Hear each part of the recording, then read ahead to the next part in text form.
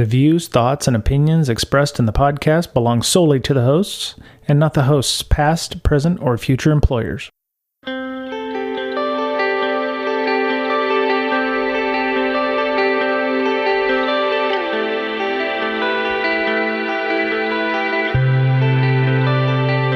Hello, everybody. Welcome back. This is Brian for Breaking Down Security. This week is part 2 of our discussion with Tony Robinson, DA_667 on Twitter. This week, our discussion continues with setting up a home lab. We get into discussing different tools, different ways of setting up labs. Not only for your own education, but let's say you're using it as part of being a contractor or a consultant, where you're having to learn something to ramp up for an engagement, or you're doing bug bounties, so you need to have a lab that you can test potential software on, like WordPress, or maybe you're doing mobile app testing and you need a lab with a rooted device on it. So we talk about how you might set these labs up, tools that you might use for network forensics, and we get into a lot of good discussion on not just logs and forensics, but also incident response type items as well. So hope everyone has a great week, and we'll talk to you again soon. Yeah. So one of the things that I was thinking about, when I was looking at your book was, what is the audience who would want to buy your book? And one of the few things I thought of was people trying to upskill, trying to change roles to get into more security based, moving from IT potentially, or trying to, just curious about, doing things at home. Our friend Ponysec, does a lot of bug bounty stuff. So I was like, well, that would definitely benefit him having a home lab to be able to, run through web applications or mobile apps or something like that, to be able to find bug bounties, for instance. Or if you're an independent consultant, you may need a lab if you're working on a gig and you need to be able to have a test environment and the company doesn't have one available, or it's not easy to get to. You may also be a junior pen tester or consultant for a company and looking to make a promotion. So, along with upskilling, you would, be able to show your work, or be able to, work through various things to gain a promotion. So definitely see that. So, in your opinion, other than the book cost, what you mentioned hardware, and I would imagine that was probably the most expensive part of setting up a lab, is just getting that if you didn't already have some items. So from your point of view, and it's probably in the book, but just for everybody's edification here who doesn't have it in front of them, what is one of the easier ways of finding devices that you could potentially run labs on? Well, it's hilarious that you mentioned it. I do cover that in the book, and I'm not making any assumptions that anybody has it in front of them, but check the end of, if you are looking at this later on, check the end of chapter 6. That's where I go over, here's like the recommended requirements for setting up the lab environment. Here's the baseline that you are going to end up with at the end of the book. And later on, we talk about how you can recustomize it or reconfigure it from there. But strictly talking hardware, I've made all sorts of recommendations. If you live in a college town or close to one, you might be able to get surplus hardware from the college. eBay is always an option. Not everybody enjoys it, but there's also nobody really particularly enjoys Craigslist, but the option is there because it's a local option and you can actually see the hardware before you acquire it. There are resellers out there such as Save My Server, ServerMonkey, Natex.us. There are electronics recycling organizations who might be able to sell you surplus desktops, laptops, or servers before they go to scrap them. So long as you're able to meet the minimum requirements, you should be able to do it on any hardware you can come up with. And that's the overall goal that I wanted to come up with, to say, like, there are many places you can get it. If you want to get cheap hardware, this is where you go. But if you want to run it on custom hardware like Intel NUCs, or if you had a laptop, you just need to meet the requirements and you're good to go. Right. Right. So you mentioned requirements. What would be what does it take to have a minimum viable lab in this case? Let's say I mean, the requirements would be different for a mobile application versus a web app. Let's say it's you're wanting to test a network setup for a network security. So that's one of the things that the baseline lab is actually somewhat good at. I tried to make the baseline lab, or like this is the meat of the book itself, is setting up a baseline configuration. And I define that as being our lab defines a pincushion virtual machine that's vulnerable to everything. It's metasploitable too. We have a Kali Linux VM for penetration testing tools.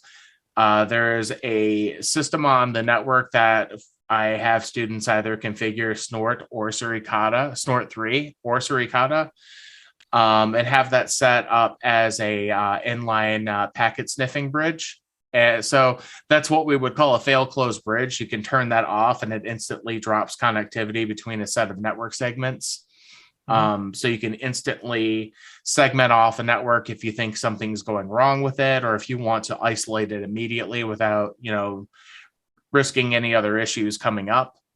So that's Metasploitable. That's Kali.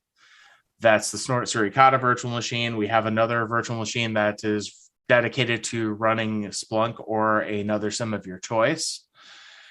And we have the pfSense VM that's responsible for doing network segmentation. And from your perspective, testing network connectivity or doing network forensics, that would be a perfect use case for the Snort and Suricata virtual machine in the middle. By default, I have students configure Snort or Suricata, and then we have log forwarding configured to send that over to the Splunk VM. And even as a test case towards the end of the book, I say, here's the Metasploitable VM and here's the Kali Linux VM. Do something crazy like throw Nikto at it and see what IDS results you get. But in a different world, maybe you want to try testing out your own Snort or Suricata rules, and you want to see if your rules will trigger on certain traffic. And that's another perfectly viable use case for that. Write your rule, add it to the Snort or Suricata configuration file, and use curl, or you can use Scapy, or you can use other packet crafting tools to make that packet or make that data or that payload and see if it triggers an IDS alert. So nice. That was a great example to go on, actually, because network forensics is most of my background. So that's basically what the baseline environment is best at. Cool. Okay. All right. So, Mr. Betcher, I know you are a big fan of doing things like malware analysis. You have a tool yourself that you also use for, configuring systems for log analysis and collection. What does your lab look like, Mr. Betcher, when you were doing malware analysis? Mine was a physical system that I had a bunch of scripts on. And what you would do is you would infect the box with malware that you had captured or wanted to test. Like, for example, if you download it from VirusTotal or whatnot. And then you would let LogMD do its thing, right? To see what exactly the malware did on the system. This system was pre-configured because by default, Windows logs almost nothing. Right. So you have to set your audit policies and various things like that, do a baseline of the registry to see if the registry changes at any time. So it'll do a registry diff for you. And it would also do a baseline and hash every file on the system so that just in case something like state level went on, then after the malware did its thing, you would run through every file on the system to see if any file changed, any file was added or deleted or whatnot. So you've got full hard drive registry and looking at the logs as well as all the processes.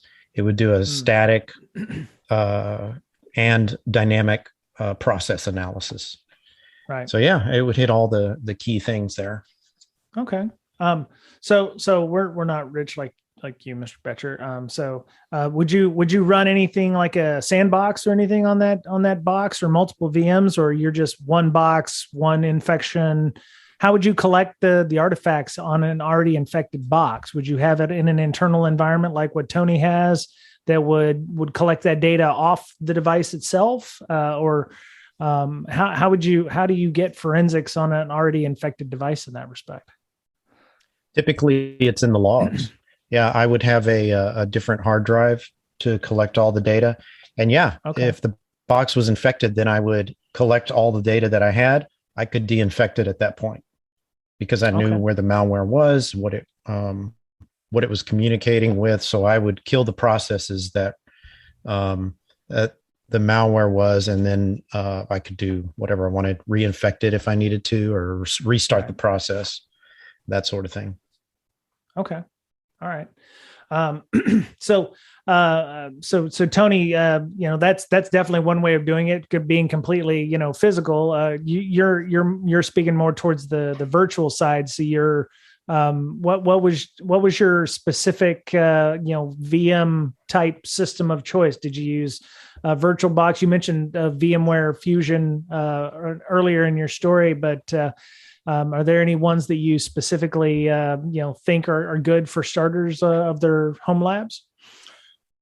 Well, for the most part, I recommend VirtualBox as the starter hypervisor for most people. And most people, most professional, I'll say, why would you do that? VirtualBox sucks. Well, most of the times when you have professionals involved, they can afford a VMware Workstation license or a VMware Fusion license, or maybe they have a little bit more experience and are willing to deal with the intricacies of installing ESXi and it being so picky about its hardware. Mm-hmm. But the main benefit of VirtualBox is that it runs on everything. It runs on Mac OS, it runs on BSD, it runs on Linux, it runs on Windows.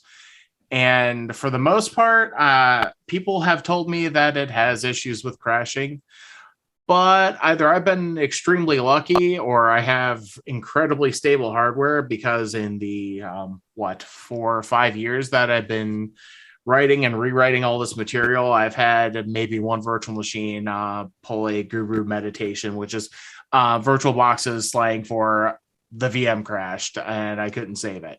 That's what they call their crashes. So I've only had that happen like maybe 1 or 2 times. I mean, it's somewhat limited as a hypervisor, but it's the easiest available option. And not only that, it's free. So I typically recommend that. But if they're looking for, say, a bare metal hypervisor, I almost always recommend ESXi, even though it is a bit of a pain to get hardware that's compatible with it. More often than not, most people will just tell you buy a used Dell or an HP server or a Super Micro server and put it on that hardware, because 9 times out of 10, it will have the Intel network interface cards and the storage controllers that are compatible with ESXi right out the gate, instead of having to do really weird, finicky things to get it to work. Okay. All right. So I'll ask both of you, see if you have different answers. But so a lot of people set up these home labs because they think, well, I'm going to do bug bounties, but, hey, I want to get and be cool and do malware analysis. And that brings its a whole other level of crap. And Mr. Betcher, he does it on physical device, but how, if I don't know if the book goes into this, and where would what are good ways of getting access to malware other than just clicking on every email you get from somebody trying to give you your UPS invoice or whatever? Are there places that you highlight in your book about where you can go and get potential malware stuff, malware samples, or other than making them yourself? And I'll Tony, and then I'll ask Mr. Betcher. Well, I don't go into that on the book of myself, and that kind of goes off into, we had this lovely discussion at CSEC. What would I do if I had $1 million and all the time in the world? I would spin off a malware analysis book and say, these are all the cool places where you can get samples. But since y'all are here with us tonight, if you have all the money in the world already, or your provider is providing or is covering for you, Virus Total Intelligence, download it there. Okay. You could go through Malware Bazaar is another wonderful resource available. VX Underground, they have all sorts of different samples, and they're constantly updating their library and their write-ups with regards to different types of malware. Those are usually primary sources. And then I want to say Florian Roth had a group of social media posters that he threw together into a list. And a lot of them are researchers that will say, I found this sample on this open directory at this IP address. And they'll even have like the hashtag on social media open directory. And they'll say these samples or these types of malware were found here. You can go and download them. The site's still live. It hasn't been kicked off yet. And as a final option, and again, none of this is in the book, so y'all are getting a treat tonight. Honeypots, of course. If you can run honeypots, if you can emulate services accurately, or if you just, in some cases, are just running a server and literally just have RDP running, or if you have a vulnerable version of Microsoft Exchange, you can see what the bad guys are attempting to exploit, and if they exploit, what they're dropping to disk. Right. Those are my primary sources, or where I usually recommend most people to get live samples if they have the ability. Very cool. Mr. Betcher, how about you? Where do you go for your favorite samples? I mean, other than, where you work or, whatever. Yeah, typically it's where I work, but yeah. Not by design. That's right. I clicked on this email. Says I love you. It's amazing when you get your employees to send you all their phishing emails. Right? Oh, yes. When they say, "Oh crap, this is a phishing email," and they send it to you, and you're like, "Oh, sweet, this is what I got to play with today." Right. And you get the latest stuff that way. We have gotten samples that hadn't hit Virus Total yet. This is where we downloaded our Michael and I, our Drydex sample that was really good. That was probably the best one we've had in quite some time since before since he was in the gaming industry and got his copy of the one that was published a few months later by Kaspersky. Mm-hmm. But yeah, that's where you get the good stuff is through if you can set up a place where your employees can send you all their phish emails, that would be amazing. You get all kinds of stuff that way. And then I think you mentioned one that I visited quite often to just download samples. And then another place you can get them is when you read about the latest attacks on blog posts and stuff. Sometimes they'll have a link so that you can download the malware. And then a Virus Total, of course. But I think to download malware from Virus Total, you need a license. Yeah, that's what I was mentioning. Virus Total Intelligence. Like a lot of the times, it's god awful expensive. But if your employer or if you are independently wealthy and gave you a license for that, it's an invaluable resource because not only do you get the download, you get the metadata that came with it. Like, was this submitted through the VT API? Was it submitted through a web browser?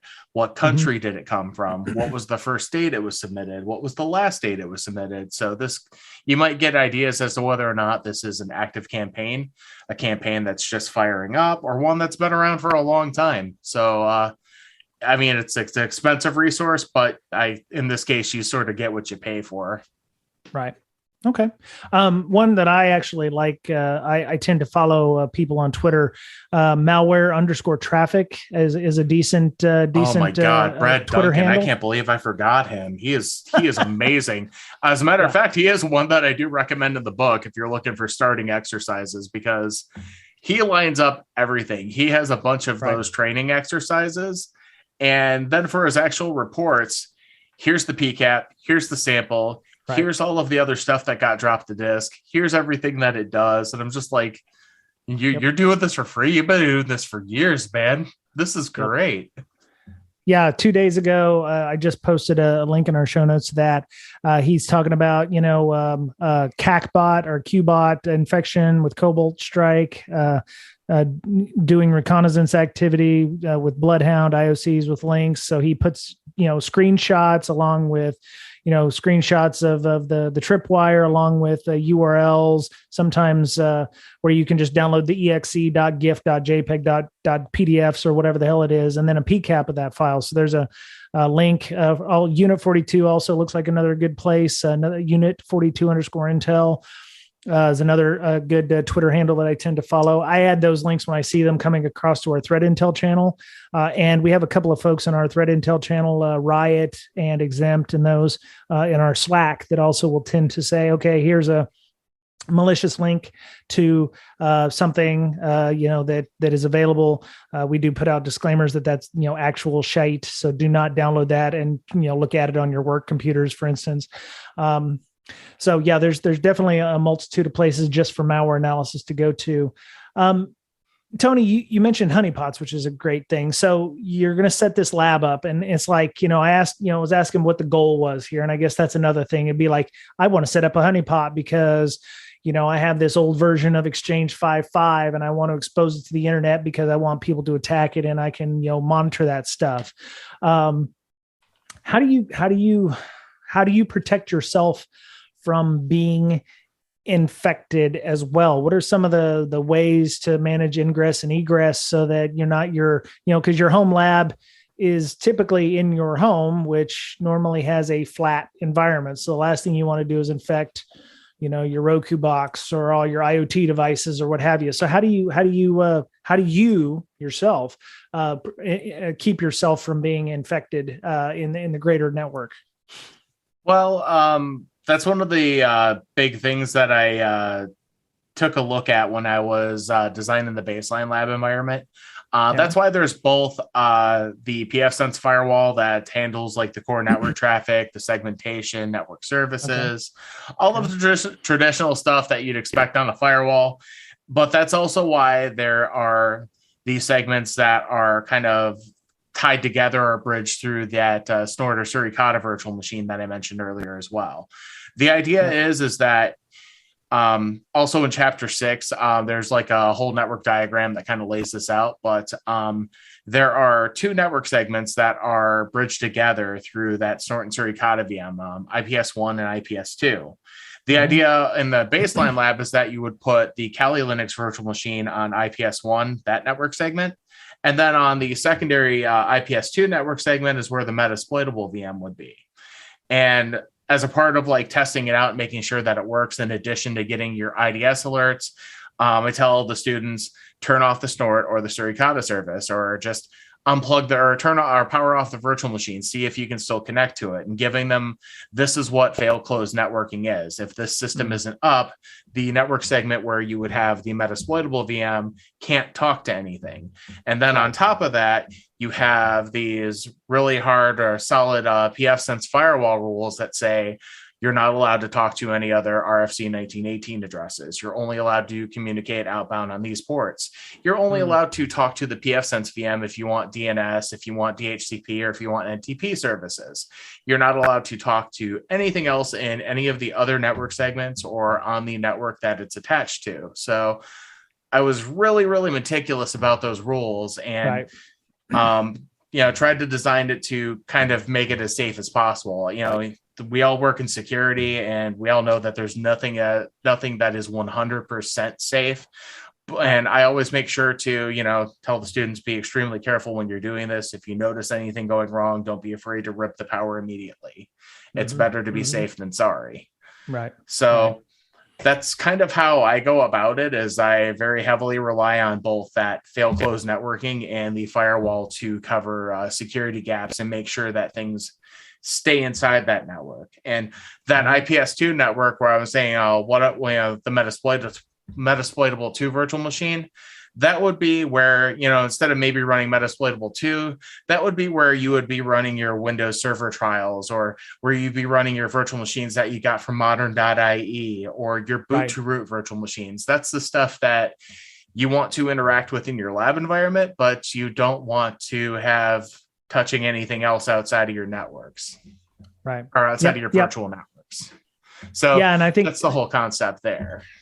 Yeah, no, and absolutely. Yeah. And you mentioned modern.ie. That's something that we've known about for, 5-6 years. It's so good. It's so good. Free 90-day Windows devices. They, you can go in and download a build that lasts for 90 days. And you can use it for, it's fully functional as far as I know. And you can, the idea is you're supposed to be testing browsers, but it's, an IE10 version with, I think IE11, but you can install pretty much anything on it you want. But it's definitely helpful and useful for testing and that. And I remember going through Sec 504, and that was being mentioned as a potential resource for your home labs. So Tony, what do you do in your lab? Well, my lab is, you ever hear the phrase, the cobbler's children have no shoes? Yeah. Let me tell you a thing or two about the cobbler's children not having shoes, man. For everybody else, if you're millennial and you never heard that phrase before or whatever, it's the idea that I tell you guys how to do a really good job, but my lab's a mess right now.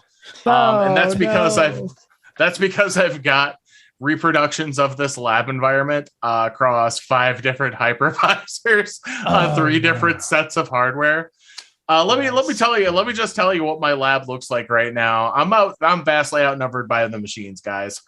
I've got a Windows 10 laptop here that I have running headless. And by that, I just mean that I have it set up to work and run with the head, or with the screen pulled down.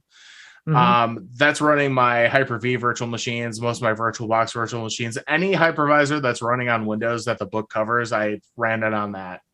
Nice. I got my workplace's VMware Fusion, or a laptop that I am running VMware Fusion on. Just to set up the baseline lab environment, and just to say that I cover Mac OS users, which I will never, ever do again. More on that later. And then I've got 2 ESXi virtual machine servers sitting in the basement. One of them was a home build server that I threw together a couple of years ago that still survives to this day. And the other one was an extremely generous donation by a gentleman who shall remain anonymous because he never told me his name. He sent me a 50-pound server through the mail and didn't ask for anything. Okay. And this guy was just incredibly helpful. So I've got those, and then I've got the Raspberry Pi for one of the routing and remote access chapters, to where I tell students, this is how you set up SSH access to your virtual machines. And if you ran this on ESXi, here's how to do SSH tunneling, and here's how you can do it through a Raspberry Pi or through an additional virtual machine that you set up, or something along those lines, or maybe another physical box that you have set up and you want to route the traffic and tunnel it through that. Right. So there's the Raspberry Pi, there's 2 laptops, there's my work desktop, and then I've got 2 servers in the basement, and my local utility DT&E loves me. I'll tell you what. Maybe you should install some solar panels. So to answer your question, things are kind of a mess right now. It's a little bit disheveled, but I do a good job with housekeeping and making sure that, I'm not at least like leaving any of them running with malware or leaving any of them with awful firewall rules configured. At the very least, I do keep them all cordoned and segmented and cleared out, or at the very least powered off if I'm not using them, Oh, that's good. So okay. The cobbler's children don't have shoes, but I'm doing the best I can. They got sandals right now. Oh, that's cool. That's cool. Mr. Betcher, do you have any other questions? I have a few more, and then I think we can wrap it up. But I don't want to hog. No, I don't think so. Go ahead. Okay, so a lot of people do home labs for different reasons. You mentioned network forensics. I've mentioned malware. I was thinking along the lines of there's 80 Brazilian IoT type devices out there. You may want to get into some IoT hacking for whatever reason.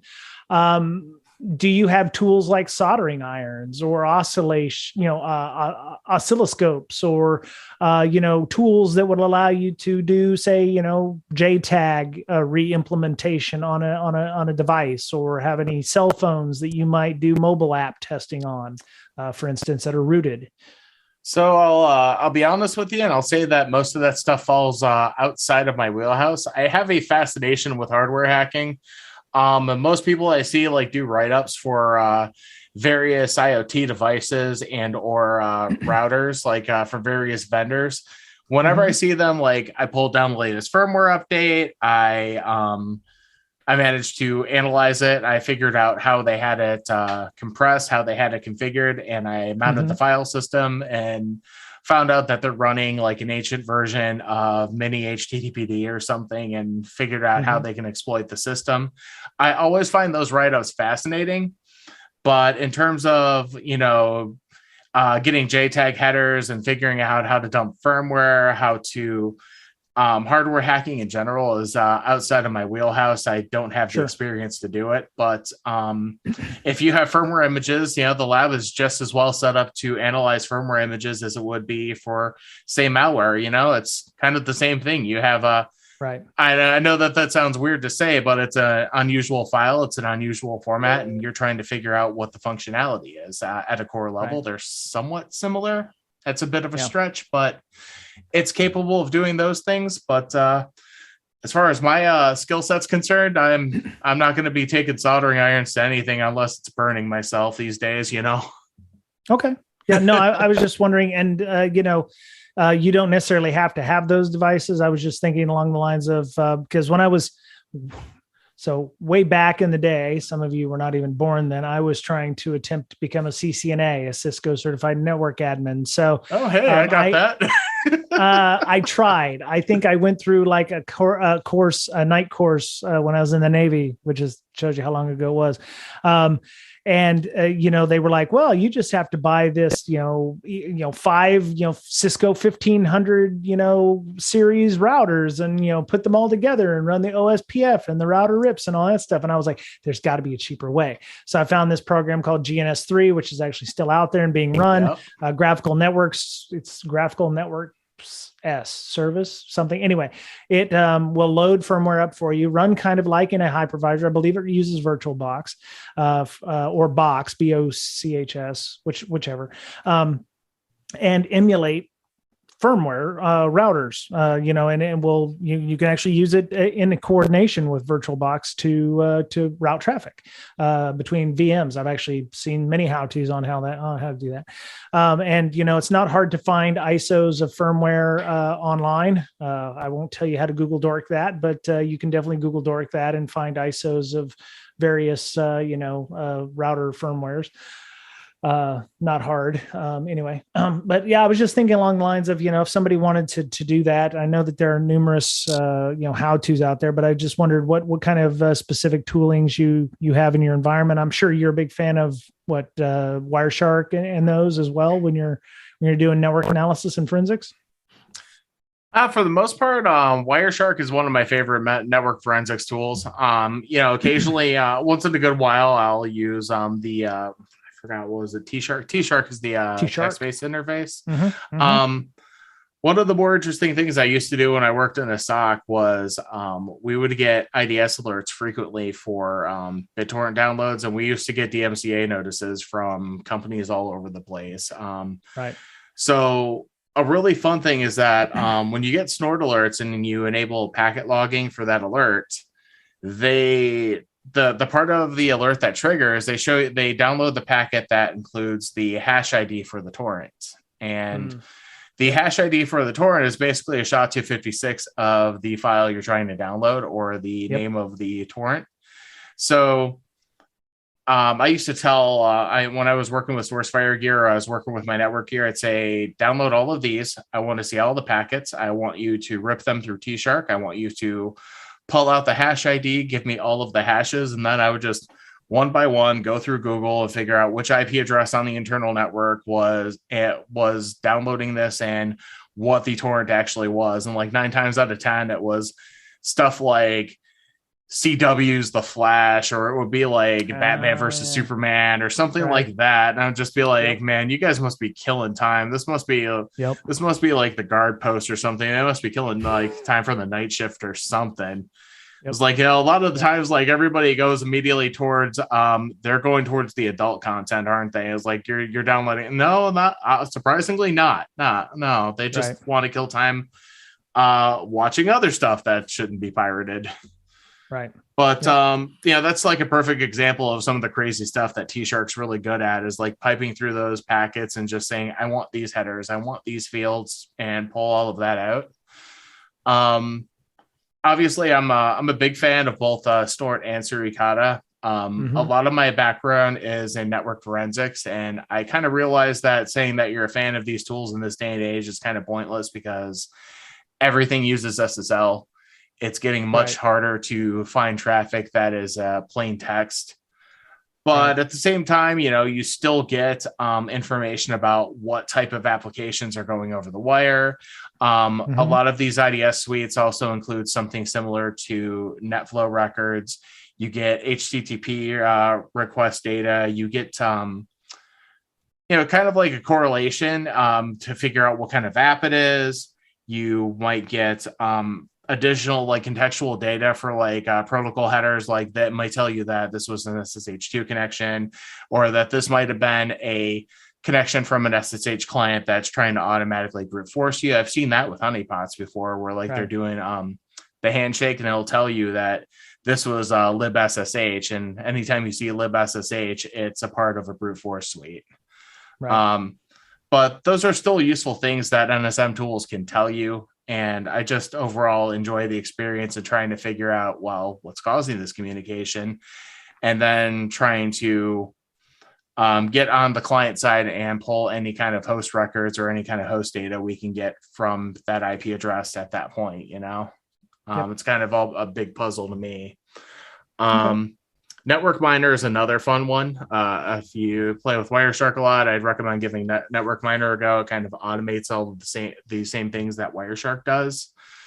There's a pay version and there's a free version. They kind of limit how much data you can pull out of it, but Network Miner will automatically try and detect what files are in a PCAP, and it will try to pull them out. It automates some of the file carving process for you. Very nice. Okay. Cool. All right. So yeah, we one of the other things I think we talked about before we started here, I was out for a walk listening to Risky Business, and they were talking about Patch Tuesday for Windows, and then they call it Reversing Wednesday. Metal Storm would call it Reversing Wednesday. So they would take the patches from, the downloaded from every month and take a look at the original versus what they've patched to try to find, where the vulnerabilities were for those things. So that's another thing you could do with the modern.ie implementation. Obviously whatever version is going to be on there may have, over a year's worth of updates, but you would be able to eventually do some diffing on that once you downloaded it to make it happen. So there's a link in the notes on how to extract and diff MS patches. So there you can go get that. The last question that I have, and I'm going to ask Mr. Betcher first because he's a filthy manager, kind of like myself now.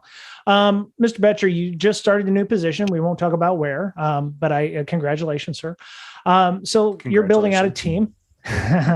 So you're building out a team and you're doing interviews, and somebody says, I'm really interested in doing security. I don't have a lot of experience in security, but I have a home lab. And, I bought this guy. His name is Tony Robinson. I don't know if you know him, but his book was really helpful in me, getting my lab set up. And I've been doing all this stuff.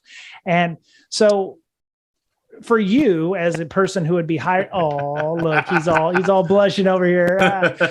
So if I was coming to you, Mr. Betcher, and I was like, hey, I don't have a lot of experience in security, but, I have this home lab and I'm doing a lot of awesome stuff. How would somebody sell that to, and I don't say sell as in like it's good, that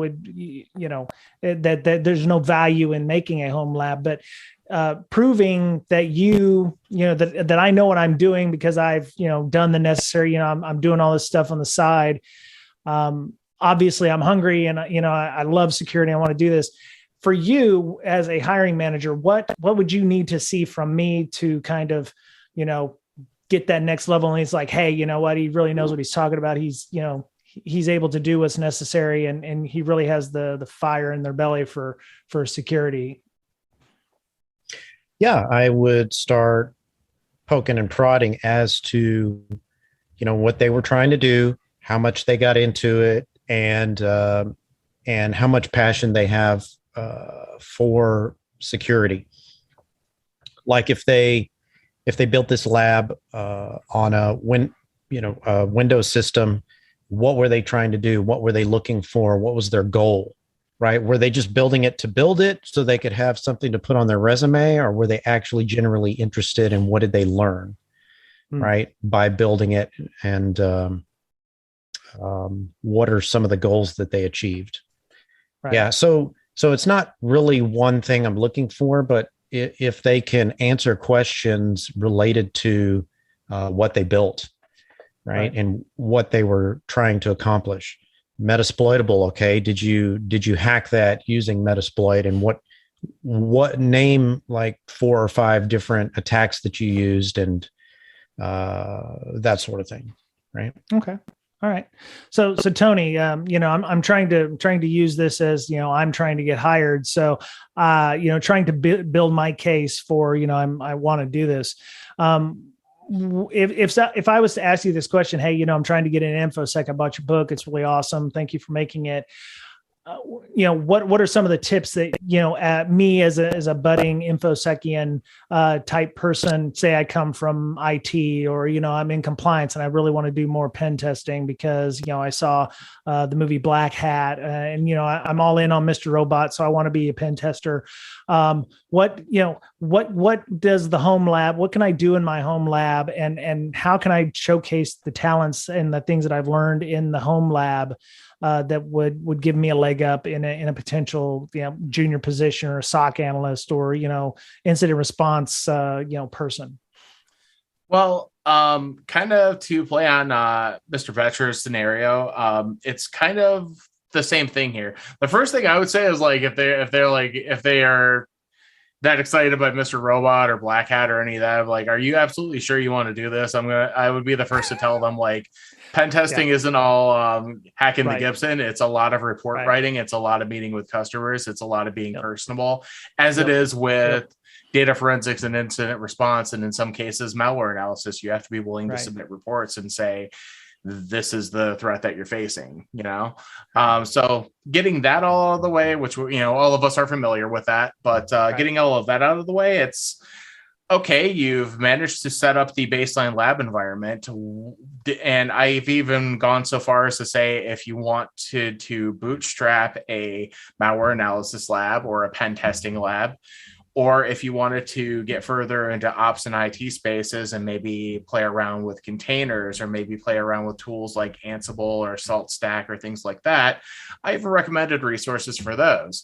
How have you customized this further? Can you document a network diagram? If you were going the penetration testing route, can you list any boot to root virtual machines that you might have played with on the network? What tools did you use? Have you played around with Cobalt Strike or other alternative command and control networks to see what they look like? Or command and control applications and programs to see how they work, what sort of communication protocols they use, how they can be reconfigured. What experience do you have with those different boot to root VMs? Did you do any write-ups? Did you do any reports with them? And that would kind of be the same kind of stuff I would ask for the data forensics and or malware analysis stuff. Have you looked at any of the training exercises that were recommended, like malware unicorns, RE 101 and 102 classes? Did you take away any core? Did you take any away of the core lessons there? Did you get anything out of them? Did you look at any of Brad Duncan's malware traffic analysis exercises? Were you able to complete them successfully? Were there things that tripped you up? Although I'm not a manager myself, one of the more interesting things that I got involved in was actually a phone call, hiring another guy to join our SOC when I worked at a previous employer. And I asked them, I give you a malware sample that I have no idea what it does. I'm handing it to you. What's the first thing that you're doing? And they immediately said, they said in the interview was submitting it to VirusTotal. And all of us here know that that's an OPSEC failure. Right, first and foremost. So asking questions like that, what's your thought process? Because most of us who do malware analysis know that there's a couple of different ways or a couple of different directions you can take malware analysis. Like Mr. Betcher prefers to do analysis on a physical system because, then you don't have to deal with anti-VM issues with certain malware samples. But what are you doing when you first get that sample? Collecting the file name, collecting metadata. Is it signed? Is it a Linux or Mac OS or Windows sample? What's the file size? Do you have PE hashes? Do you have imp hashes? Have you loaded, PE Studio to see if there's any other interesting information in it? Have you tried doing strings dumps? Is it obfuscated? Have you tried submitting the hash to a database like VirusTotal or Malware Bazaar or those places? Those are the kind of things that, like, if you're asking, what do you do when you first get a sample and what's your thought process? And if they can tell you those kind of things, those are like, he's learned a thing or two. He's picked up on this and he's actually been studying it really hard. At least that's my perspective. Feel free to correct me if either of you guys want to. No, I think that's perfect. And Tony, I know you probably sit in when your company's hiring for new positions. So you would potentially run up against somebody very similar to this, not just from a hiring manager point of view, but you would be somebody who would be giving input as to whether or not the person would be a good hire, I would imagine. So if they came up and said, hey, I've got this home lab, I don't know if you know this guy, Tony Robinson, but he's, pretty cool. And I've used his book and whatever. So yeah, I could definitely see, where that might actually work.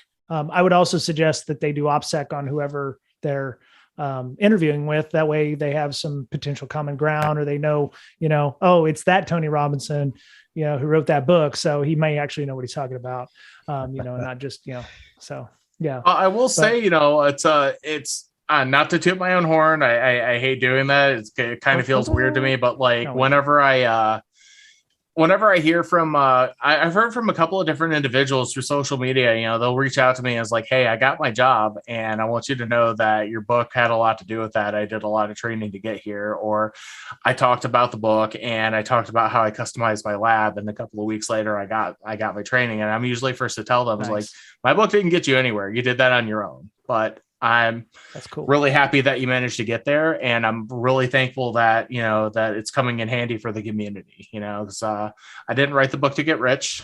I'm not making much in the way of royalties off, especially off the color copies, man. Let me tell you, Amazon loves to charge you. But I did it because I needed a place to put everything in this paper mache brain of mine. And hopefully, it being all in one place is a net benefit for the community, a nice reference resource to come back to once in a while. Yep. Don't let him fool you, folks. He's doing this podcast on the deck of his yacht. So yeah, he's making fat. He's making fat loot, and No, I'm just kidding.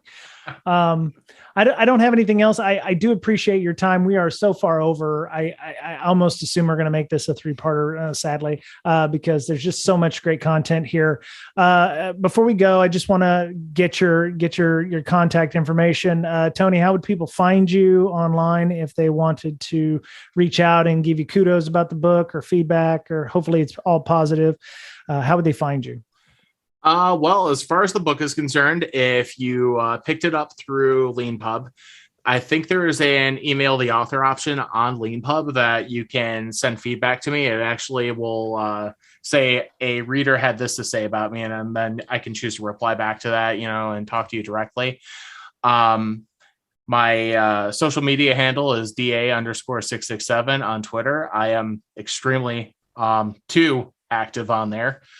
And I apologize in advance if you decide to come my way. But Nice. As much as a jerk or as much as a nerd as I may seem to be on social media, I am extremely attentive to any of my students who use my books. So if you have problems, I want to solve them and I want to help you progress your career. So those are probably the best ways to get a hold of me. Or if you got a physical copy of the book through Amazon, leave a review. I always responded to any of the critiques that had issues or any of the problems that people had with the books, and I'm happy to solve your problems wherever you're at. So awesome. Those are the best ways to get a hold of me. Okay. And you mentioned students. Do you teach classes at all? Well, it's weird. Like a lot of people, like when they write the books and that they consider that they'll refer to people reading the book as readers. I call them students. Okay. But also a part of that is because I do have a little bit of video content. The video content that I based on this book, I had a deal with Chris Sanders and I submitted my content to networkdefense.io. The stuff there is based off of the first book right now. I'm working on updating it and, having it benefit from the new book content and all of that. But it's force of habit from having been on there for so long and recording video content. So I just have a habit of calling my readers students.